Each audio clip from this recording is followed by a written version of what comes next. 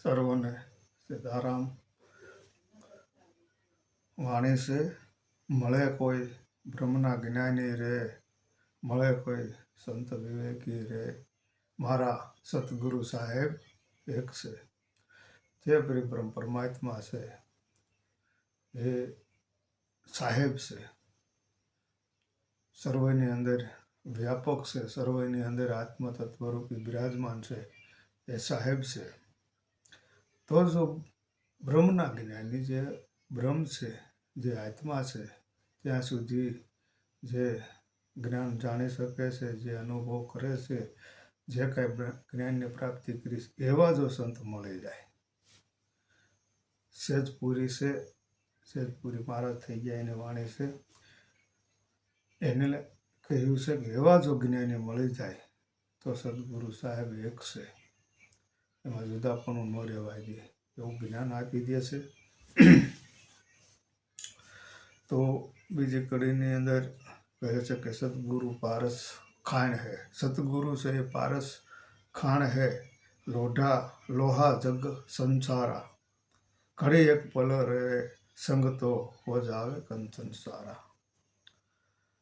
ઘડી એક પલ રહેવે સંગ, જો આવા ગુરુ મળી જાય, પારસ મણી જેવા ગુરુ મળી જાય, અને જો લોઢાને અડાય કંચન થઈ જતું હોય એવા જ્ઞાની ગુરુ, એવું જો સત્સંગ એવો પ્રાપ્ત થઈ જાય, તો ઘડીનો અર્થ એવો કર્યો છે કે જે બ્રહ્માએ આ સૃષ્ટિની રચના કરી છે, બ્રહ્માની પાછળ આપણે આયુષ્ય એક ઘડી છે, એક ઘડી સમાન છે, એક પલ સમાન છે.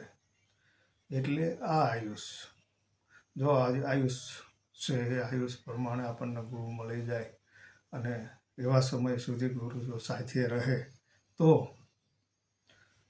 એ આત્માનો અનુભવ કરાવી શકે છે. થોડો સમય હારે રહે કે એકાદી વાર બે વખત ભેગા થવાથી ગુરુ મહારાજ જેમ છે એમ આત્માનો અનુભવ કરાવી શકતા નથી, એમ જ્ઞાન પ્રાપ્ત કરાવી શકતા નથી, એમ જ્ઞાન પ્રાપ્ત થયું નથી.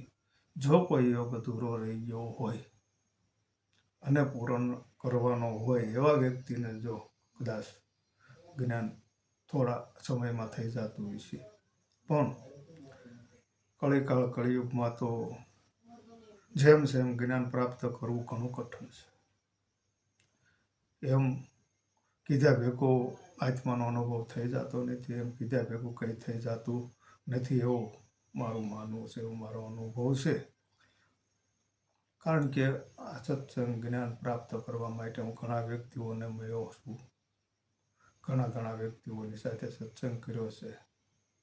જે કાંઈ ધર્મો આપણે કહીએ છીએ કે આ ધર્મ છે, તે ધર્મ છે, ઓ પંથ છે, બીજો પંથ છે, ઓલો પંથ છે, જે કાંઈ પંથ, એમાં ઘણા ખરા વ્યક્તિઓને હું મળેલો છું. જેમ વાત કરીએ છીએ એમ વાતથી ના કાંઈ પાદરું નક્કી થઈ જાય એવું નથી. અને આ કોઈ ટેકનોલોજી લાઇટ નથી કે સાપ પાડ્યા ભેગી તરત લાઇટ થઈ જાય. આ બ્રહ્મ જ્ઞાન છે, આત્મા સુધી પહોંચવાનું છે.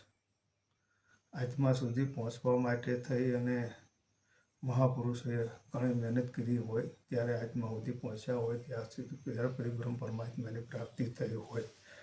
આત્મા ઓર પરમાત્મા, અહીંયા ગુરુએ શું બતાવ્યું છે? આત્મા ઓર પરમાત્મા જુદા રહે બહોત કાળ, સુંદર મેલા કર દિયા સદગુરુ મેલે દલાલ.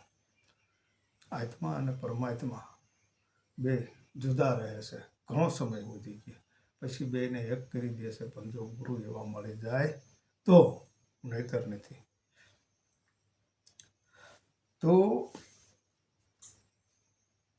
બીજી કડીમાં કીધું છે સતગુરુ મોટા શેઠિયા, અને હિરલાઈની તો ગુણ્યું કરી છે, મળે હીરાના માલમાં તો મૂલ મોંઘેરા દેવે કરી. સદગુરુ છે એ મોટા શેઠ છે, વેપારી છે, એની પાસે જે હીરાની ગુણ્યું ભર્યું છે, શબ્દની ગુણ્યું ભર્યું છે, એવી હીરાની ગુણ્યું, એવી શબ્દની ગુણ્યું ભર્યું છે કે જો મળી જાય એના માલમી તો મૂળ મોંઘેરા દેવે કરી. એનો માલમી મળી જાય તો એના માટે મૂળ મોંઘેરું કરીને દેશે. એક એક શબ્દની કિંમત કેવડી છે કે એને આપણે કિંમત ન કરી શકીએ. તો તોરલ કે શાયર ઉમટો એમાં રતન તણાતા જાય કર્મના હીણા માનવી એની હંખલે મુઠ્ઠી ભરાય. આ જે શાયર છે, આ જે સાગર છે, આ એની અંદર અમૂલક શબ્દો એની અંદર જઈ રહ્યા છે. તો જે વ્યક્તિ આનો માલમી હોય, વૈરાગી હોય અને માલમી હોય એને આ મળી જાય છે. એ શબ્દના પારખું છે.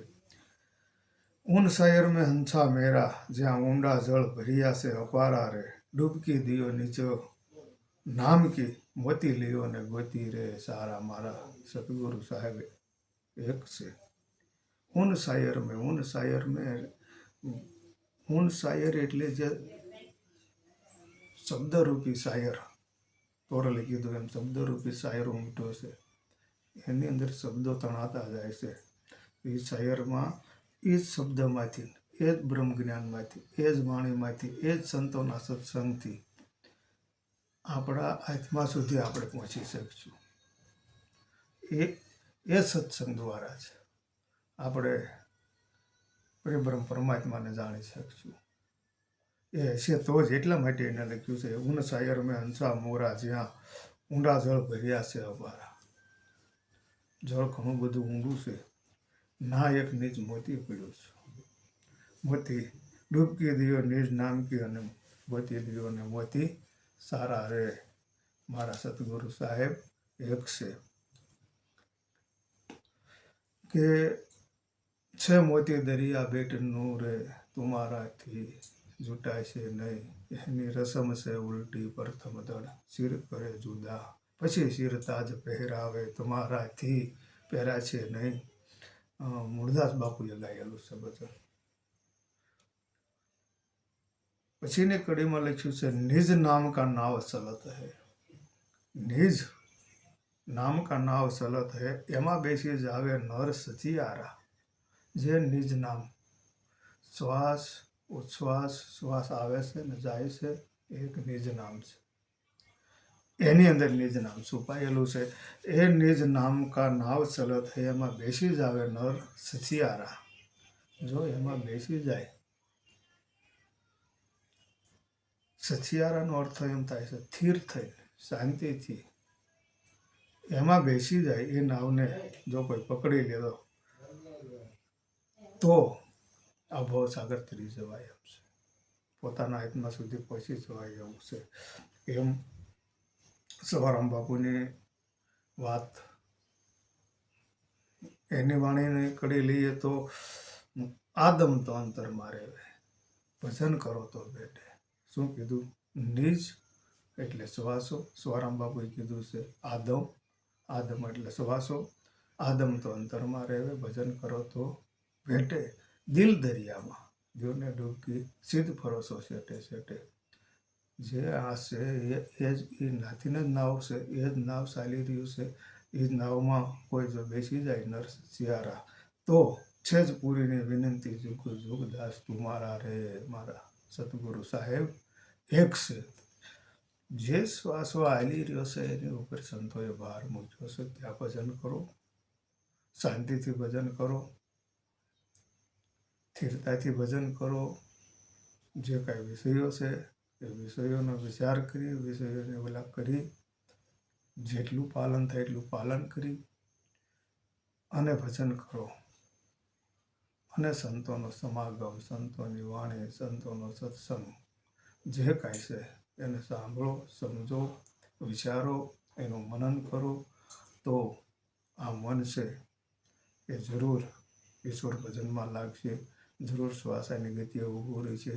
જરૂર આ સુરતા છે શબ્દને મળશે. આવું સંતો મહાપુરુષોએ મહેનત કરી અને આપણા માટે જે કાંઈ વાણી છે એ ફૂલ છે, ફૂલની સુગંધ છે, એ સુગંધ આપણે લઈએ છીએ અને એ સુગંધનો આપણે આનંદ માણીએ છીએ. એ જ ફૂલ છે. એ ફૂલની સુગંધ જો વાંચવાથી, બોલવાથી અને થોડું ઘણું બુદ્ધિ દ્વારા સમજવાથી જો આનંદ મળતો હોય તો જેમ છે એમ પાલન કરીએ તો કેટલો આનંદ મળે. આ પણ એક વિચારવા જેવું છે. હજી સુધીમાં મેં ઘણા સંતોને મળ્યો છું, ઘણા જ્ઞાની પુરુષોને મળ્યો છું, ઘણા ગુરુજનોને મળ્યો છું. જે ઉપદેશો કરી રહ્યા છે એવાને પણ હું મળ્યો. એમની સાથે સત્સંગ ખૂબ કરેલો છે. હું કોઈ અહંકાર અભિમાન કરતો નથી. મેં ક્યારેય કોઈની સાથે એવો વાદ વિવાદ કરેલો નથી. પરંતુ એ એમ કદાચ કહીએ તો સાપ પાડ્યા ભેગો લેમ્પ થઈ જાય એવી કોઈ વાત નથી. એમ સમજાઈ જતું હોય તો સંતો તરત જ એમ ન કહી દે ભાઈ આ શબ્દ છે આનું ભજન કરો અને પાર ઉતરી જાઓ, બીજું આમાં કાંઈ કરવાનું નથી. એક દ્રષ્ટાંત નાનું એવું આપું. શા બનાવ્યું હોય તો આપણે ચા પીવા માટે શા બનાવ્યું હોય તો તપેલી જોઈ, હાંડસી જોઈ, રકાબિયું જોઈ, ચૂલો જોઈએ, દૂધ જોઈ, ચા જોઈ, ખાંડ જોઈ, શાને બનાવવાવાળો જોઈએ, કેટલી વસ્તુ જોઈએ છે. 5-6 વસ્તુ ભેગી કરીએ છીએ ત્યારે એક શા બને છે. ઘણી મહેનતથી શા બને છે અને પછી શા આપણે પીએ છીએ તો આપણને ગળી લાગે છે, મીઠી લાગે છે. બસ આટલું જ સમજીએ, આમ સમજી જાય એટલું જ સમજીએ તો પણ શા છે એ એક કઢીમાં નથી બની જાય. શાને બનાવતા વાર લાગે છે. શાની અંદર એટલી બધી વસ્તુ જોઈ છે ત્યારે એક શા બને છે. તો મર્મ સમજવાનો છે, ભજન કરવું છે, ભક્તિ કરવી છે તો જે કાંઈ સંતોએ જે કાંઈ વિષયો ઉપર વિચારણા કરવાનું કીધું છે, ભાર મૂકવાનું કીધું છે, વિજય પ્રાપ્ત કરવાનું કીધું છે, એ કર્યા વગર ભક્તિ ન થાય. આવું સર્વ સંતોનું કહેવાનું થાય છે. સર્વને સીતારામ.